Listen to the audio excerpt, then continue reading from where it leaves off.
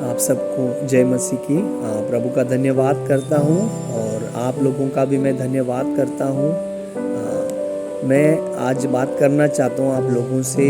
जब हमारी परिस्थिति मरी हुई होती है तो उसमें जान कौन डाल सकता है। जी हाँ, बिल्कुल। जब हमारी परिस्थिति विपरीत होती है, जब कोई उम्मीद नहीं रह जाती है, तो हम क्या करते हैं? जो प्रभु के लोग हैं, जो विश्वासी हैं, वो क्या करते हैं?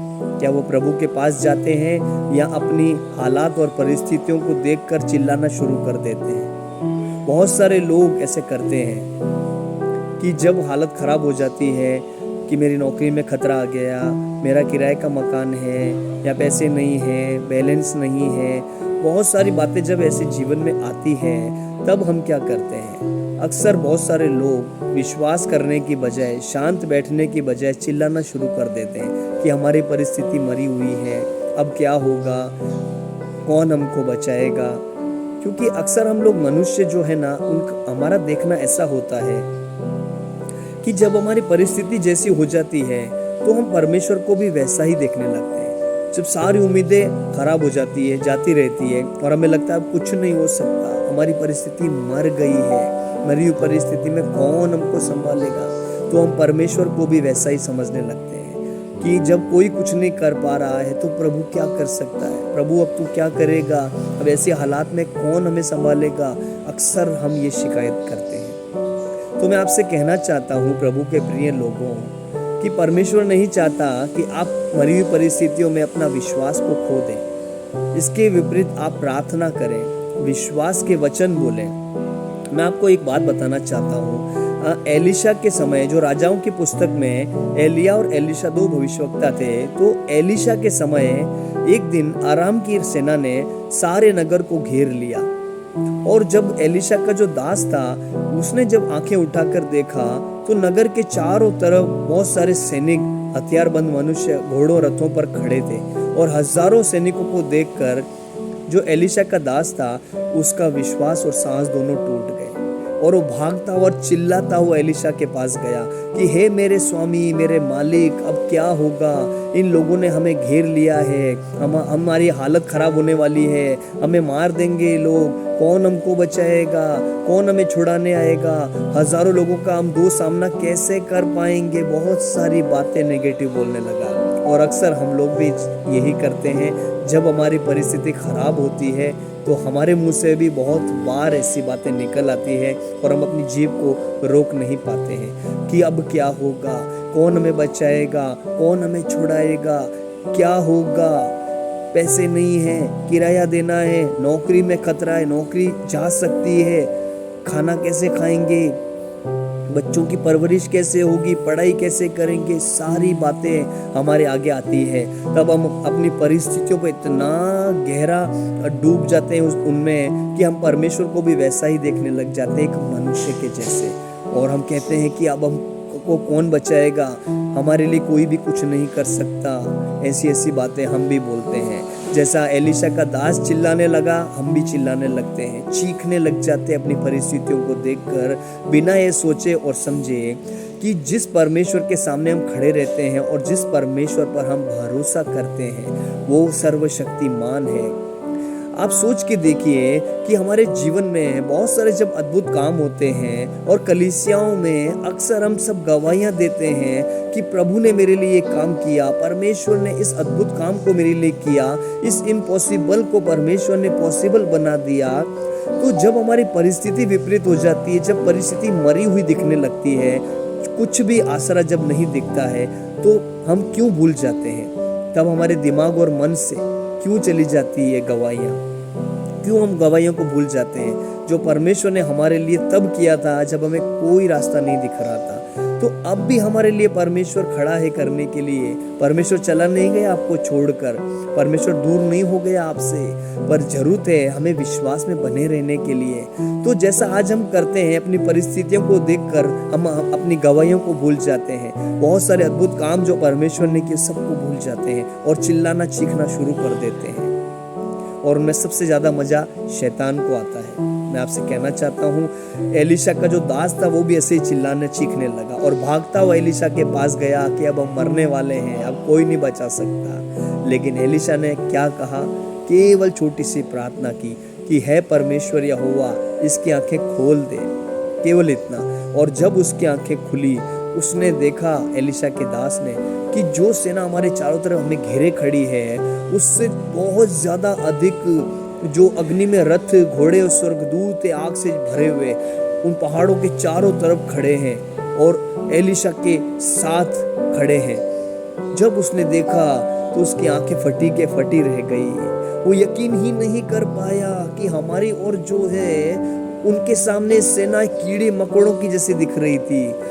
तो सच में जब उसकी आंखें खुली तो उसने विश्वास किया कि परमेश्वर बहुत बड़ा है, हमारी परिस्थितियों से तो बहुत ज्यादा बड़ा है। वो जब चाहे हमारी परिस्थितियां बदल सकता है, उसमें सामर्थ और ताकत है। और उसने बहुत बार आपके जीवनों को बदला है, आपकी गवाहियों को बदला है, आपके जीवन में बहुत बड़े बड़े काम किए हैं जैसा आपने विश्वास किया था। तो मैं पूछना चाहता हूँ मेरे भाइयों और बहनों, जब आपकी परिस्थिति मर जाती है या आपकी परिस्थिति ऐसी हो जाती है कि उम्मीद न रहे, कुछ भी उम्मीद न रह जाए, तो फिर क्यों आप उन गवाहियों को भूल जाते हैं जो परमेश्वर ने आपके जीवन में किए हैं?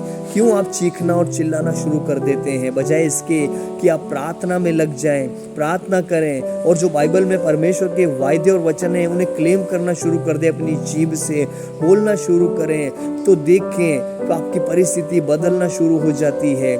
जब आप ये करना शुरू करते हैं तब आपकी परिस्थिति बदलना शुरू हो जाती है। अगर आप चीखते चिल्लाते रह जाएंगे तो फिर परमेश्वर भी आपके लिए तब कुछ नहीं कर पाएगा।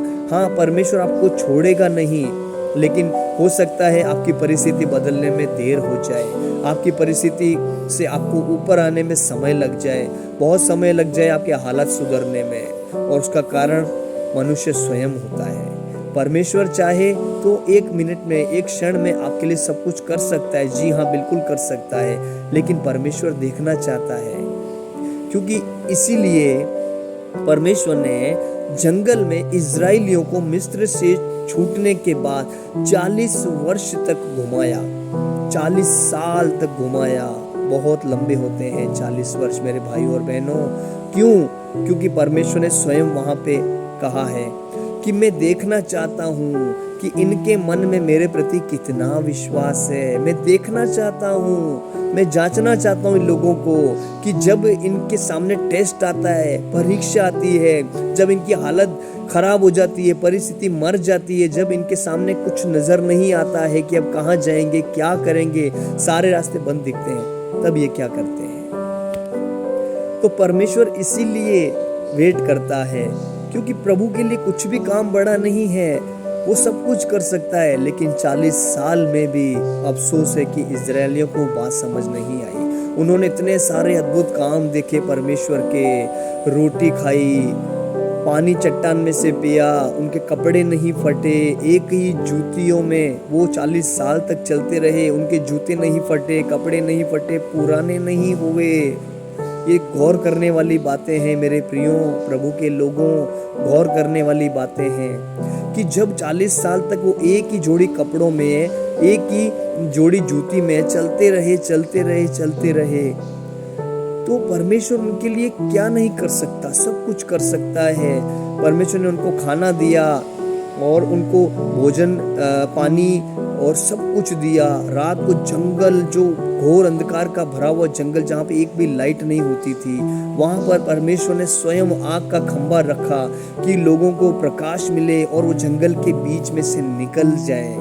और दिन में कड़ी धूप में, आप समझ सकते हैं, जब रेगिस्तान में तपती गर्मी होती है तब हम आधा किलोमीटर भी पैदल नहीं चल सकते, आधा किलोमीटर भी बड़ा है, थोड़ा सा भी नहीं चल सकते, वैसी तपती धूप होती थी उस समय। तो परमेश्वर का जो आत्मा वो बादल को छाया बना देता था, सूरज के आगे लगा देता था, ताकि मेरे लोगों को थकान ना हो, मेरे लोगों को एक गर्मी परेशान ना करे।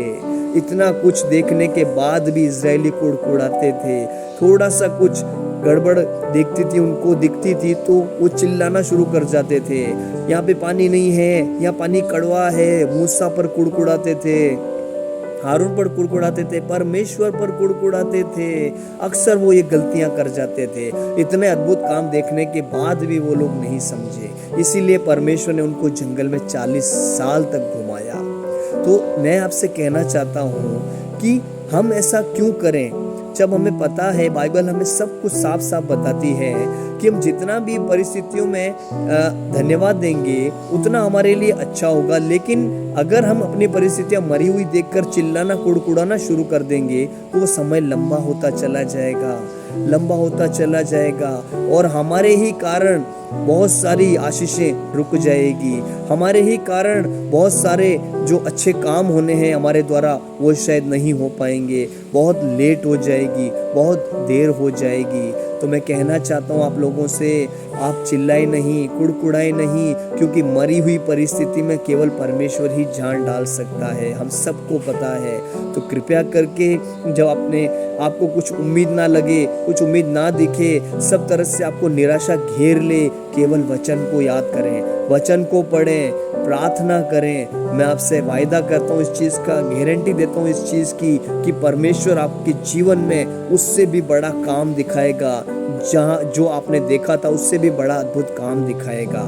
ये वायदा है परमेश्वर का भी कि जब आप परिस्थितियों में धन्यवाद देते हैं, विपरीत परिस्थितियों में धन्यवाद देते हैं, तब परमेश्वर आपके जीवन में अद्भुत काम करेगा।